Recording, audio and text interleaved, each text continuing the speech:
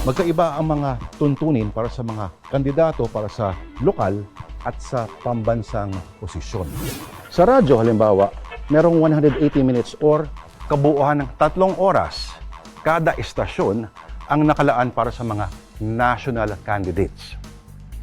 Kung kayo naman ay tatakbo sa lokal na posisyon, meron kayong 90 minutes.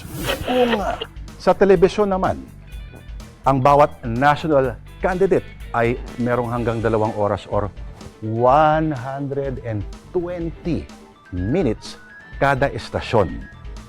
At hindi bibilangin dyan yung mga paglabas sila sa halimbawa sa balita o mga panayam sa mga talk show, interview, documentaries, etc. kung nagkataon na sangkot sila sa pinag-uusapang issue.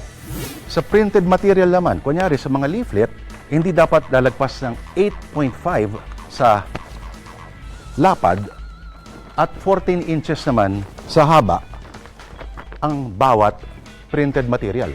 Hindi gaya sa Amerika na pwede ang negative ads na may tira sa kalaban. Sa Omnibus Election Code, bawal din ang material na naninira ng sino mang kumakandidato. Pero na lang kung lagyan ng pangalan ng nagpagawa at ang media business na pinagawan. Pero teka, radyo, TV, dyaryo, di ba yan pa yung gamit sa kuweba ng mga lolo nyo? Na ito, noong Setyembre 2024 lang naglabas sa COMELEC ng mga panuntunan para sa online at social media. At sa pagpaparehiso ng website o account, ito ang mga kailangan mong isubmit. Ang dami, no? At hindi pa nagtatapos yan. Matapos ang approval ng COMELEC, re-reviewin pa raw yan ng Task Force KKK sa halalan. Ang bagong binuong sakay na magmamanman kung may mga pagmamalabis o disinformasyon sa mga kampanya.